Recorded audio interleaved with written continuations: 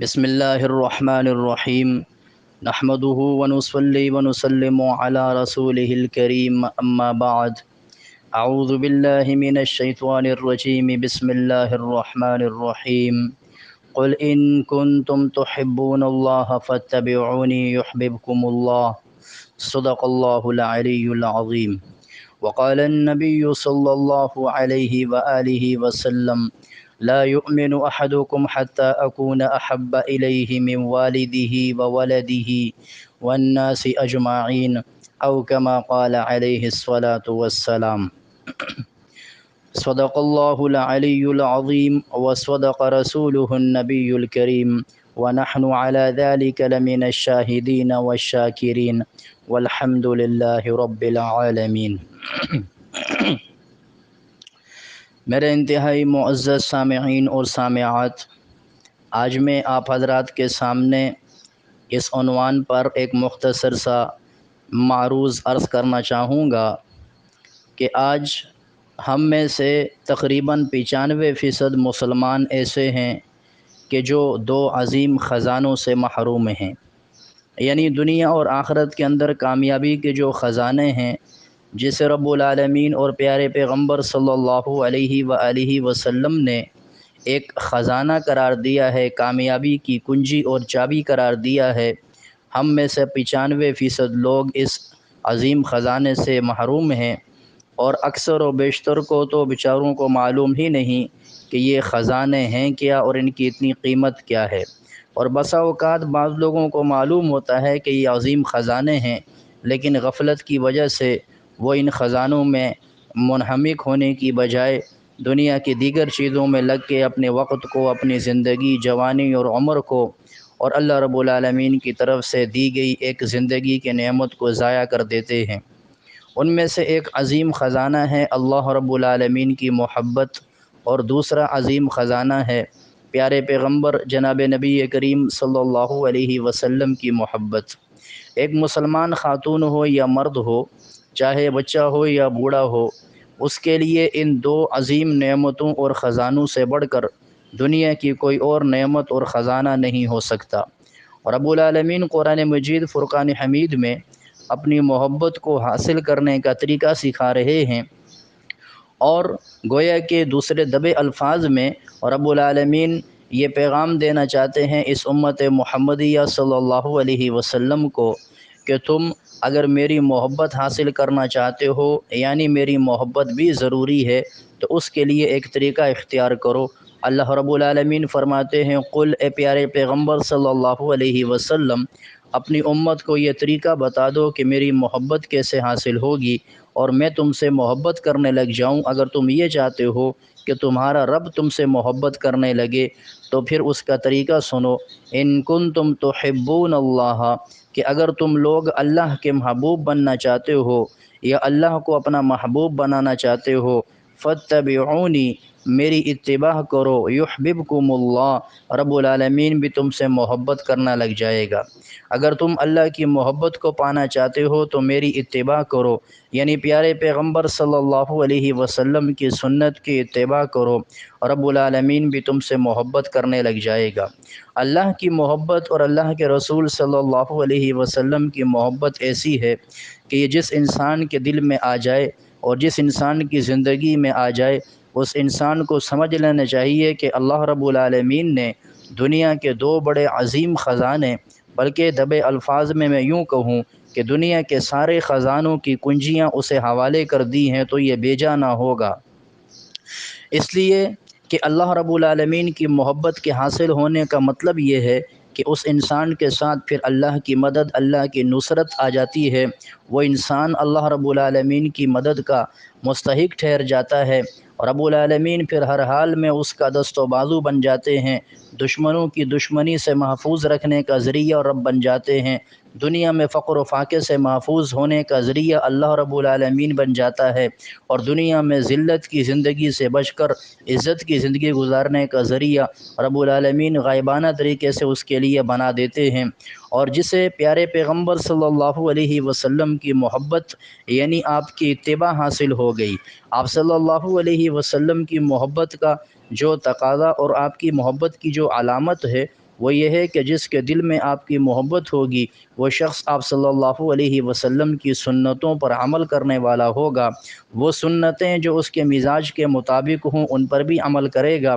وہ سنتیں جو اس کے مزاج کے مطابق نہ ہوں یعنی اس کے لیے مشکل ہوں، علاقے کے، برادری کے، زمانے کے اور ملک کے رسم و رواج اور ملک کے جو بدعات ہیں وہ اس کے سامنے آ جائیں، بڑا مشکل ہوتا ہے ان کا مقابلہ کرنا، لیکن وہ قربانی دے کر جرأت و استقامت کا مظاہرہ کرتے ہوئے اللہ کے پیارے پیغمبر صلی اللہ علیہ وسلم کی سنتوں پر عمل کرتے ہوئے اس بدعات اور رسم و رواج سے مقابلہ کرتے ہوئے ان کو چھوڑے اور سنت پہ عمل کرے، تو یہ علامت ہے کہ اس کے دل میں اپنے پیارے پیغمبر صلی اللہ علیہ وسلم کی محبت ہے۔ تو جسے اللہ کے نبی کی محبت مل جاتی ہے پھر وہ دنیا میں کامیاب ہو جاتا ہے،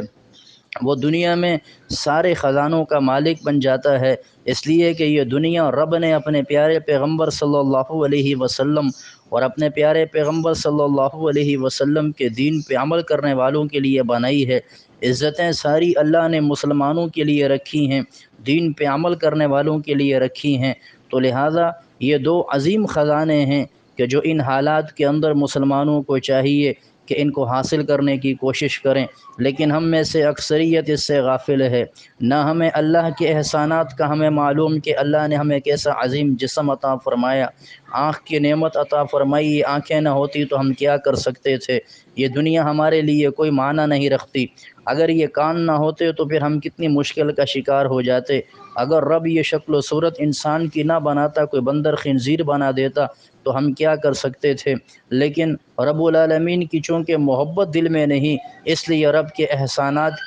کا استحضار بھی نہیں ہوتا، اس لیے میں عرض یہ کر رہا ہوں کہ اللہ رب العالمین کی محبت اپنے دل میں بسائیں، اللہ رب العالمین کے تعلق کو اپنے دل میں بسائیں، تاکہ اللہ کی محبت ملے تو اللہ کی نصرت بھی مل جائے۔ پیارے پیغمبر صلی اللہ علیہ وسلم کی محبت کیوں ضروری ہے؟ آپ صلی اللہ علیہ وسلم نے آ کے ہمیں ایک شناخت اور پہچان دی ہے، آپ نے اپنی امت سے بڑی محبت فرمائی ہے، لیکن آج امت اس عظیم پیغمبر، اس مشفق پیغمبر کی مہربانیوں کو، اس عظیم پیغمبر کی قربانیوں کو یکسر فراموش کر کے گائے بیل اور جانوروں کی سی زندگی گزارنے پر وہ تلی ہوئی ہے، اور آج دنیا کے اندر ذلت اس کا مقدر بن چکی ہے۔ دیکھیں حضرات صحابہ کرام رضوان اللہ علیہم اجمعین کے پاس یہ دو عظیم خزانے تھے، ایک انہیں اللہ کی محبت حاصل تھی اور پیارے پیغمبر صلی اللہ علیہ وسلم کی سنتیں، چاہے ایک طرف ساری دنیا آ جائے، دوسری طرف اپنے پیارے پیغمبر صلی اللہ علیہ وسلم کی سنت آ جائے، وہ ساری دنیا کو اپنے جوتے کی نوک سے ٹھوکر مار دیا کرتے تھے، لیکن عظیم پیغمبر صلی اللہ علیہ وسلم کی سنتوں پر عمل کیا کرتے تھے۔ اس لیے رب نے دنیا کی سپر پاور طاقتوں کو ان کے زیر قدم لایا، اس زمانے کی سپر پاور طاقتیں فارس اور روم کی طاقت، اس طریقے سے پوری دنیا کے اندر اسلام کے پرچم کو لہرانے میں وہ صحابہ کامیاب ہوئے۔ ان کے پاس کوئی اعلیٰ عمدہ قسم کے گھر نہیں تھے، ان کے پاس اچھی سواریاں نہیں تھیں، ان کے پاس بہترین کپڑے نہیں تھے، ان کے پاس کوئی ہتھیاروں کی تعداد نہیں تھی، ٹیکنالوجی ان کے پاس نہیں تھی، لیکن کامیابی انہیں اللہ نے دی، اس لیے کہ انہیں اپنے رب کی محبت اور اپنے پیغمبر صلی اللہ علیہ وسلم کی محبت حاصل تھی۔ لیکن آج ہم غور کر لیں اپنے حالات پر، فلسطین کے حالات آپ کے سامنے ہیں، اسرائیل عالمی قوانین کی خلاف ورزیاں کر رہا ہے، فاسفورس بم گرا رہا ہے، ایک طرف اس نے کہا کہ یہاں سے جنوبی علاقے کی طرف آپ چلے جائیں، آپ کو راستہ فراہم کیا جاتا ہے، مسلمانوں نے نقل مکانی شروع کی تو راستے میں ان پہ بم برسا کر 250 مسلمانوں کو شہید کر دیا۔ یہ کھلم کھلا بدمعاشی، یہ کھلم کھلا ظلم و ستم، اور پھر یہ دعوے اور اعلانات کرنا کہ ہم مسلمانوں کے لیے جینا حرام کر دیں گے، ان کے لیے زندگی تنگ کر دیں گے۔ امریکہ کی بدمعاشی آپ دیکھیں کہ افغانستان پہ دندناتا ہوا آیا، عراق کے اوپر دندناتا ہوا گیا، کشمیر میں ہندوستان کی، انڈیا کی، بھارت کی بدمعاشی آپ دیکھیں، کئی بچوں کو وہ والد کے سائے سے محروم کر چکے ہیں، بیویوں کو ان کے شوہر کی شفقت اور محبت سے اور ان کے ساتھ سے وہ محروم کر چکے ہیں، ماؤں سے ان کی اولاد کو، بیٹوں کو چھین چکے ہیں۔ آج دنیا کا ہر علاقہ مسلمانوں کا آپ دیکھیں وہ ظلم و ستم کا تختہ مشق بنا ہوا ہے، اور کفار مسلمانوں پہ اجتماعی طور پر ظلم کر رہے ہیں، لیکن ہم آج صرف ایک مذمت کر سکتے ہیں لفظی طور پر، ہمارے پاس کچھ بھی نہیں، اس لیے کہ ہم نے ان دو عظیم خزانوں کو اپنے سے بہت دور کر دیا ہے، اور آج ہم اندر سے اتنے کھوکھلے ہو چکے ہیں، کمزور ہو چکے ہیں کہ ہمارے پاس نہ رب کی محبت ہے، نہ اپنے پیارے پیغمبر صلی اللہ علیہ وسلم کی محبت ہے۔ اس لیے دنیا کا کافر جہاں سے چاہتا ہے ہمیں ہٹ کرتا ہے، دنیا کا کافر جیسے چاہتا ہے ہمیں پریشان کرتا ہے، ہم کچھ نہیں کر سکتے۔ ہوا کا رخ جس طرف چلتا ہے ہم ادھر ہی چل دیتے ہیں۔ دنیا کی ذرا سی کوئی چیز، دنیا کے اندر کامیابی کا کوئی سبب نظر آیا، چاہے وہ دین سے مخالف ہی کیوں نہ ہو، ہم اسی کے پیچھے چلے جاتے ہیں، لیکن پھر انجام کار کے لحاظ سے وہاں بھی ناکامی مل جاتی ہے۔ کبھی کشکول اٹھا کے ایک کے دروازے پہ جا رہے ہیں، کبھی دوسرے کے دروازے پہ جا رہے ہیں۔ اس کی کیا وجہ ہے کہ ہم نے ایک دروازہ جو عظیم دروازہ تھا، جو سارے خزانوں کا دروازہ تھا، اللہ کے پاس آسمانوں اور زمین کے خزانے ہیں، وَلِلَّهِ خَزَائِنُ السَّمَاوَاتِ وَالْأَرْضِ، اللہ کے پاس زمین و آسمان کے سارے خزانے تھے، ہم نے ان خزانوں کے دروازوں کو چھوڑ کر دنیا کے خزانوں کے اور دنیا کے اندر دھوکے کے خزانوں کے پیچھا شروع کر دیا، جس کی وجہ سے ناکامی، ذلت اور خواری ہمارا مقدر بن چکی ہے۔ اس لیے میں تمام مسلمان بھائیوں اور بہنوں سے گزارش کروں گا،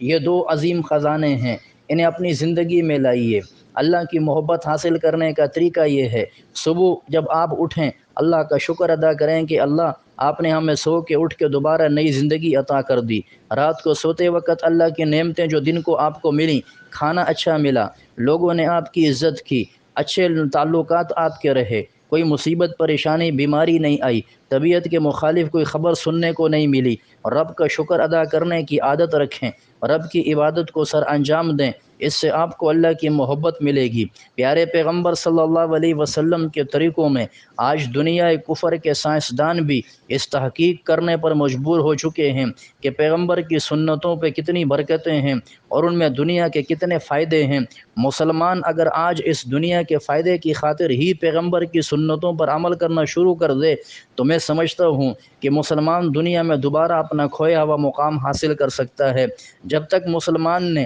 ان دو عظیم خزانوں کو اپنے پاس محفوظ رکھا تھا، دنیا ساری ان کی غلام تھی۔ 800 سالہ ہندوستان میں مغلیہ سلطنت ہے، اس کے بعد اس سے پہلے سلطنت عثمانیہ ہے، اس سے پہلے صحابہ کا عظیم سنہری دور ہے، حضرات تابعین کی انتہائی چمکدار قسم کی عظیم قسم کی جوانیاں جو کہ اسلام کے اسفار میں گزری ہیں، اس لیے کہ پوری دنیا میں اسلام چھایا ہوا تھا۔ لیکن آج اللہ معاف فرمائے، آج کیفیت یہ ہو چکی ہے، ہمارے گھروں میں دین برباد ہو رہا ہے، ہمارے گھروں میں سنتیں ذبح ہو رہی ہیں، مسلمان آج نبی کی سنتوں پر عمل کرنے کے لیے تیار نہیں ہے۔ نبی کا فرمان ہے پردہ کرو، مسلمان پردے کے لیے تیار نہیں، نماز پڑھنے کے لیے مسلمان تیار نہیں ہے، مسلمان قرآن کی تلاوت کرنے کے لیے تیار نہیں، ذکر کرنے کے لیے تیار نہیں ہے،